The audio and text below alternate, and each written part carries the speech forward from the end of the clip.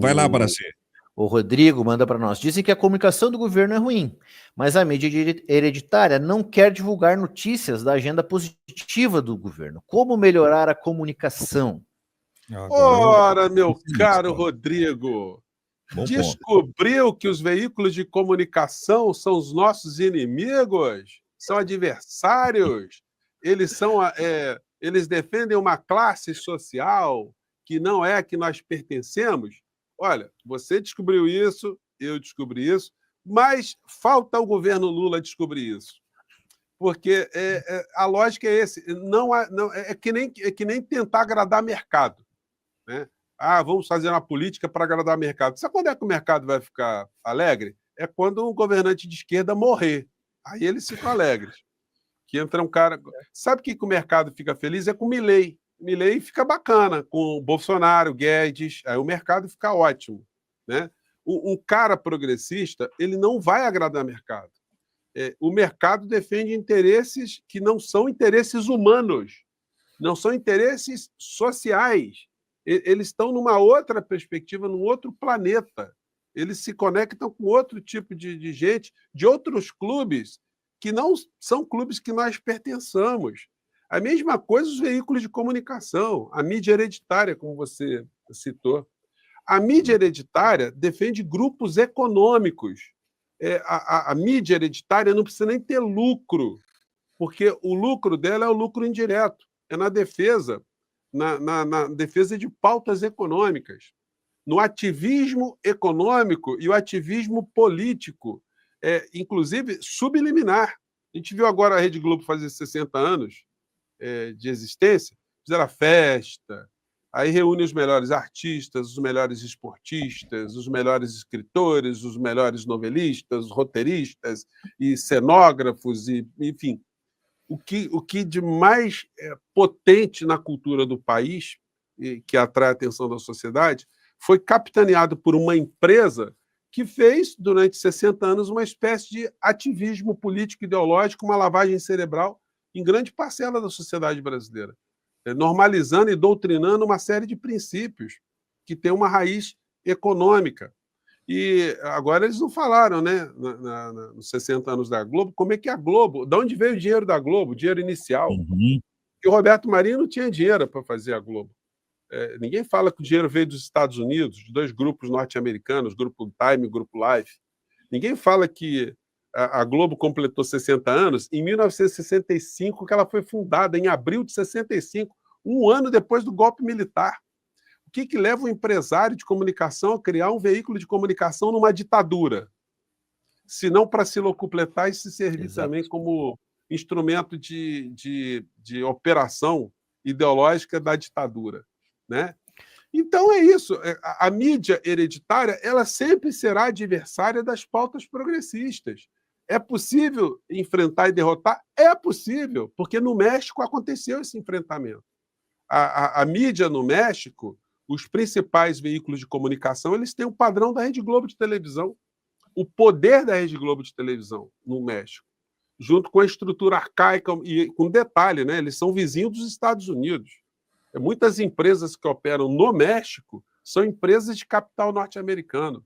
E se conseguir enfrentar, mas se conseguir enfrentar na disputa do espaço político, defendendo pautas, defendendo causas. Enfim, a Cláudia Sheinbaum está com 85% de aprovação no México. Não é? Então, qual é a explicação disso? Isso veio por acaso? Não, no México não tem Centrão. Não, lá tem um troço pior. Lá tinha pior do que o Centrão.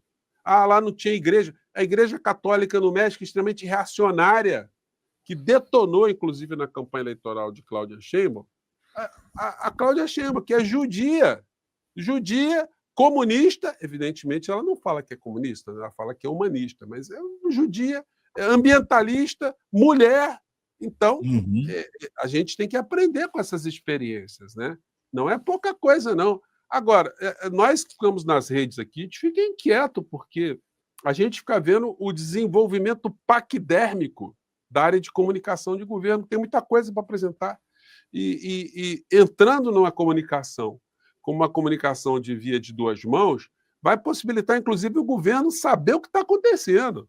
porque não está sabendo o que está acontecendo, né? As demandas elas vão atropelando o governo, e aí fica muito mais difícil, né?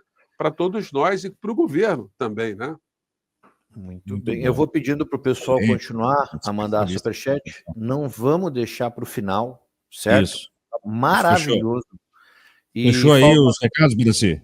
Luciana Kobuti, nossa querida, aqui o último superchat até agora. Por regra, a imprensa tradicional não divulga fatos positivos sobre governos, mas alerto há anos que toda a esquerda precisa se organizar igual a uma empresa para se comunicar com o público, diz ela.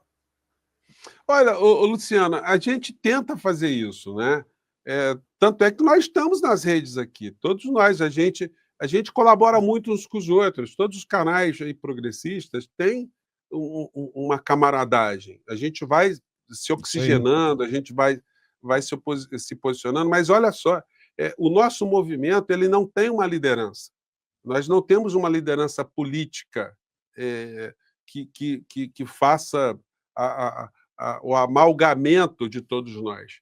A liderança política seria o presidente da República. Só que o presidente da República hoje, ele hoje é muito mais uma liderança administrativa e uma liderança eleitoral do que uma liderança política. As pessoas defendem o Lula porque gostam do Lula, mas é difícil, exceto aqueles que estão acompanhando o governo, né? É muito difícil a pessoa falar, olha, está fazendo isso. A gente sabe dos programas emblemáticos, dos programas que atingem parcelas da sociedade muito importantes, mas mesmo esses programas são programas que não têm uma ação política. Você tem o pé de meia. O pé de meia está dando bolsa lá para os estudantes, mas tem algum núcleo? O governo está estimulando o núcleo dos estudantes que estão no pé de meia para discutir o pé de meia? Você tem núcleo de estudantes organizados por estados? Você tem uma conexão direta, conexão política com essas pessoas? Quem recebe o Bolsa Família? Essas pessoas têm algum tipo de conexão? Elas têm algum tipo de informação vindo do governo? Ou elas só recebem mesmo um cartãozinho para sacar o dinheiro e acabou? Porque se isso não acontece, o cara que recebe o Bolsa Família, ele não vai dizer que isso é uma questão governamental. Se ele for fiel de alguma igreja, o pastor vai dizer para ele que aquilo é Deus que está dando para ele, não é uma política de Estado. Então, nós temos várias ferramentas no governo que poderiam funcionar como ferramentas politizadoras, que não funcionam como ferramentas politizadoras. O ProUni, o Pé de Meia, o Bolsa Família, Minha Casa Minha Vida, é um troço desorganizado. O governo joga o programa e vamos embora. Quem estiver com a gente está, quem não está. E aí, quando chegar na eleição, aí os marqueteiros, né? Vamos mostrar para a sociedade o que está sendo feito. Não adianta, amigo, querer mostrar numa campanha eleitoral.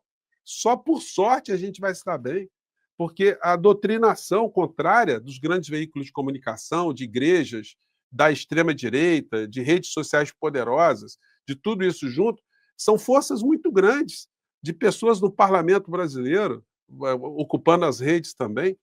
Então, nós aqui fazemos a nossa parte, mas a gente precisa de uma liderança política que como o Lula, fala assim, gente, olha, o caminho é esse aqui, ó. Vamos tocar o barco aqui.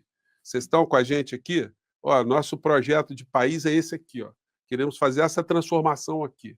Nós queremos ir todos, em 10 anos nós vamos chegar em tal ponto. Vamos junto nessa história? Nós não temos isso. Nós temos um governo que vai apagando incêndio todo dia, com pautas reativas, ao mesmo tempo que a gente tem inimigos poderosos, como os grandes veículos de comunicação e as redes de extrema-direita, e um parlamento reacionário. Então, é necessário que nós tenhamos muito mais inteligência, sabedoria, energia, concatenação, para atrair o presidente da República como uma liderança política, que ele sempre foi, para esse embate. Porque, senão, não adianta a gente estar fazendo esse embate e o Lula tá alheio a isso tudo? A principal liderança política no campo progressista está dormindo? Não tem nem telefone celular? Aí complica, né, gente? Então, mas, então, nós estamos aqui fazendo a nossa parte. Uma hora a gente vai conseguir dar uma chacoalhada, porque na hora que a água estiver subindo na poupança, aí... Porque, olha, novas pesquisas de avaliação de governo vão vir, novas avaliações eleitorais vão vir. E eu estou muito preocupado com o tipo de indicadores que essas pesquisas vão trazer. Aí não adianta depois o Sidônio falar: ah, não, a popularidade caiu por conta do INSS. Sim, isso vai acontecer. Mas, e aí? Vamos ficar nessa? Não vamos ter nenhuma estratégia para fazer esse enfrentamento? Vamos ficar assistindo tudo isso? Não dá, né? É nisso que eu acredito, é por isso que eu abri meu canal, por isso que eu estou aqui com vocês, por isso que eu vou em todo lugar, que eu agito, que eu estou tentando juntar pessoas para lá cobrar o Sidônio. Enfim, estou fazendo a militância aqui, né, no nosso campo, né? E a nós só resta agradecer, José, a sua participação, o seu engajamento e a qualidade que você acresce num campo que precisa, de fato, de coerência, coesão, consistência e parceria. Muito obrigado, conte sempre com o Diário do Centro do Mundo, com o nosso trabalho. É muito bom te receber aqui e que você, quando tiver uma brechinha, volte sempre, porque agrega demais, viu? Grande abraço, José. Rapaz, não tem coisa mais importante do que ir para o Diário do Centro do Mundo. Porque o centro do mundo é sinal que nós estamos no mundo redondo, né?